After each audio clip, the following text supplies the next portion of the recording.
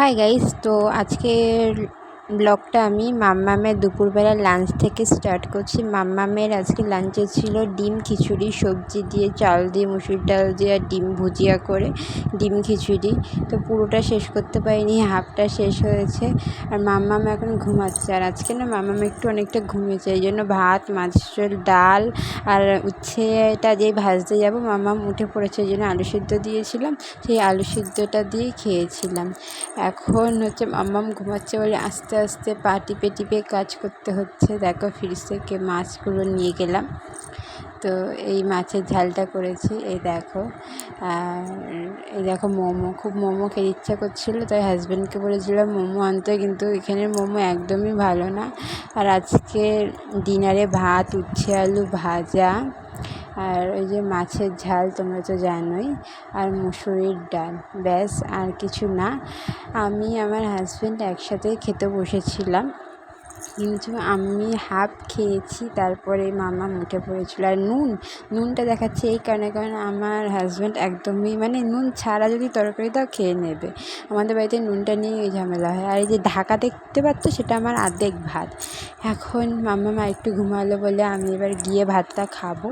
তো চলো ভাতটা খেয়ে আসি। ভাতটা খেয়ে ফ্রেশ মুখকে ফেস ওয়াশ ধুয়ে এসেছি, ধুয়ে এই টোনারটা বানিয়েছি। এটা হচ্ছে নিম পাতা, সিম্পল কিছুই না, নিম পাতা সিদ্ধ করে যেই জলটা, ওই জলটাই টোনার বানিয়েছি নিম পাতার। খুব ভালো কাজ দেয়, তোমরা ট্রাই করতে পারো, কিন্তু তোমাদের পিম্পল অ্যাকনি প্রবলেম থাকলে চলে যাবে। আর সারাদিন গোছানোর তো টাইম হয় না, জানোই তোমরা, এই জন্য রাত 12টা বাজে তখন এই গোছাচ্ছি আমি, এইসব নিয়ে বসছি। তো এই দেখো গোছাগুনি চলছে, মাম্মামের সব জামা কাপড়, গামছা সব কিছু এটার মধ্যে রাখি আর কি। ওই যে ফলের যে ট্রে হয় না, ওগুলো। আর এখন হচ্ছে আমাদের জামা কাপড়গুলো আল্লায় ভাঁজ করে রাখছি। মামার প্যাম্পাস একটা জায়গায় ইয়ে করে রাখলাম, গুছিয়ে রেখেছি। আর দেখো জামা কাপড় মেলা দেখছি ভিজে, কারণ আমি তো কাচি, বিকেলবেলা কেচেছি, অগত্যা কিছু শুকাবে না, তোমরা তো জানোই।